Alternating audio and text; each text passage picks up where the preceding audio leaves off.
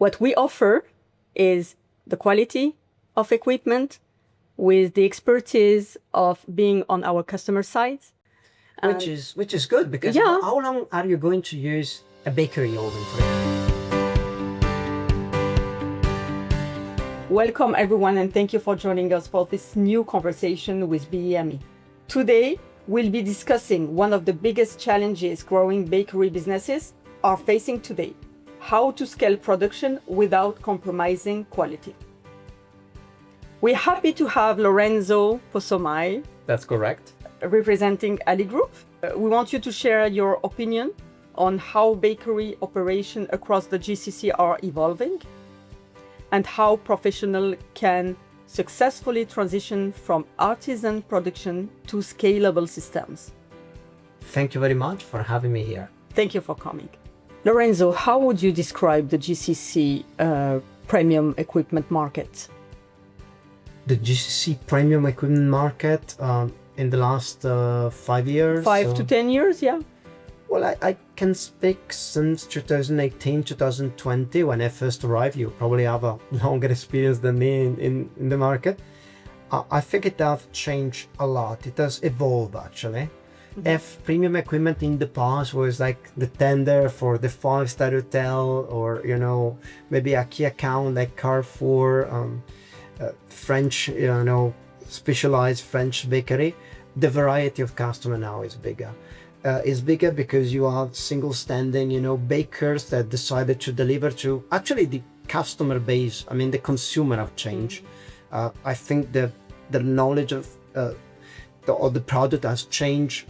Definitely, maybe a little bit less sugar than it used to be. And it varies a lot between Dubai, Saudi Arabia, Oman, Qatar, the different GCC market. It has changed, and something I noticed recently, and it wasn't there before, a lot of domestic consumers, they grow enthusiasm about bakery. Or I remember there was this local lady, and she called me for equipment for her villa, so private customer. And she had a passion for croissant, and we built in a villa a bakery department that was, better than sometimes what you find in bakers in Europe, and it was incredible. That's private customer. So really, it has grown, and it has grown to a very large variety of customers. So you can say that it's moving very fast. But everything in this region is moving very fast, definitely. The UAE, in my opinion, is one of the fastest growing investment region in the world. Years ago, they were more buying as per the brand or a lowest price, which is not applicable anymore. Nowadays, they are more focused on business-focused quality, obviously, and after-sale services, which was not taken into consideration before. But nowadays it's aligned with the equipment. I agree, but I also disagree with you. I think you were one of the first company actually to invest in this region. You basically got the very customer from the beginning, so you got customers that learn from their mistake. I mean, I speak to a variety of customer. I would say that the region is divided into category, if you wish.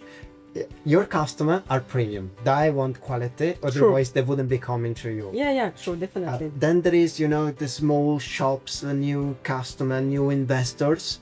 And I kind of understand some of them because, they arrive here from different country, and they have a business idea, and they have a limited budget. So they say, let's open the shop. I know that I'm not purchasing a quality equipment, but, this is my budget. Let's see if it works. If it works, I will buy something better later on. And this is causing a lot of trouble to everybody, but I understand their need. I think when they are ready for the next level, then they come to you. That's my perception. I don't know if it's correct. I think we are selling Bongar brand, which is a brand that exists since 1922, which is 104 years ago. It's a worldwide brand and with a high standard quality. So it's well known in the market. What we offer is the quality of equipment with the expertise of being on our customer side and the service in any circumstances? No, there is in our industry, I mean, the food service, whatever is restaurant, bakery, there is a lot of newcomer. Actually, sad for me to say, there is a lot of people think it's easy to open a restaurant, to open a bakery. Maybe they do it at home. They think, okay, really easy. They invest their money, and then 1 or 2 years, they lose everything. I think hospitality has the highest mortality rate in the business industry. So you work with customers that have a certain experience. The newcomers, sometimes they make mistake, and unfortunately some of them they live long enough to learn from their mistake, and then, for example, think about spare part after sales. You buy the equipment, you only look at the price of the equipment. Some customer better, they look at the performance, but maybe they buy in Europe, they ship it here there is no local support. After 1 or 2 years, alas, they face the problem and they regret. It's a mistake that everybody has done in his lifetime, maybe not related to kitchen equipment, but we all have bought something online maybe, and then we regret it, right? Yeah, true. Digital platforms have completely changed how clients research before they buy or they make a decision. How this changed the way brand develops and position themselves in the region?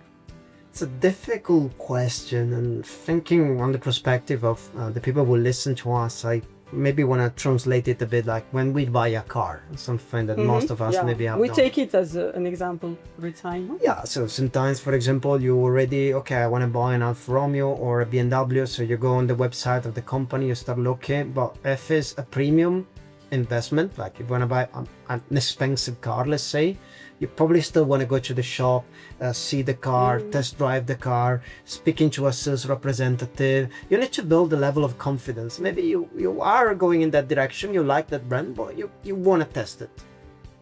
Or maybe you arrive here and you have to quickly buy a second-hand car, so you go on one of those platforms and this price look okay, kilometers look okay, let's meet the seller and finish.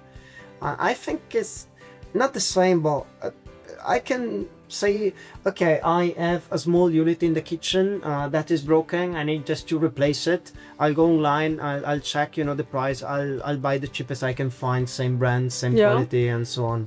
But when it comes to a project, then still the single equipment doesn't mean that much, so you still want to go to a kitchen dealer, a kitchen consultant, see how is the project, and you look at the overall cost of the project. So I think online platform, yes, they change, but for single unit, maybe something that is not premium.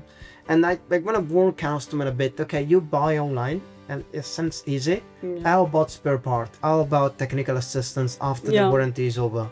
I think it helps on both sides, actually.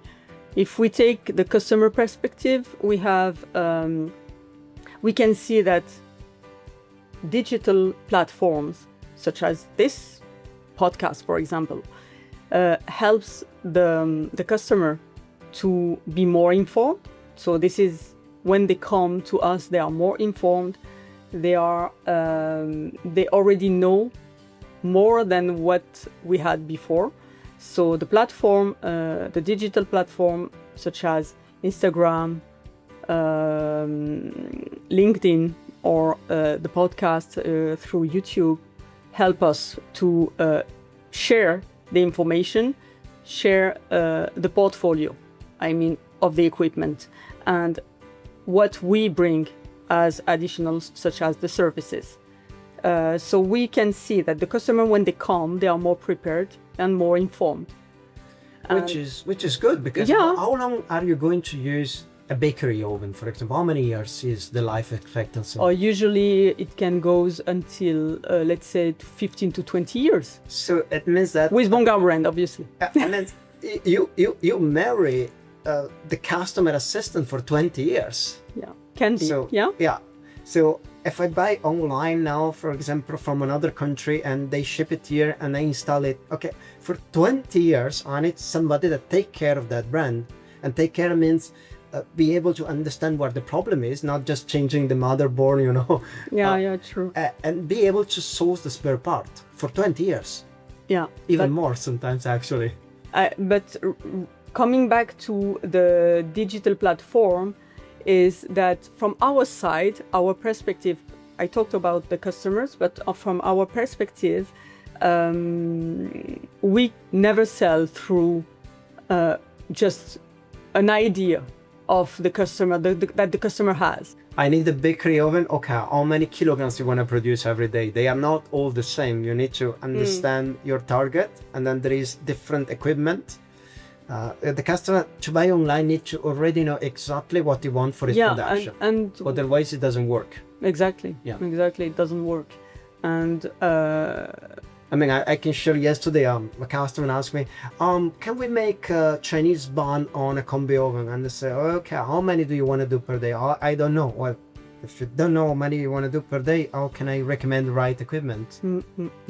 Yeah, and buying an equipment is an important decision that you cannot just buy without knowledge, without trust, without a relationship, a proper relationship with the dealer, with the provider.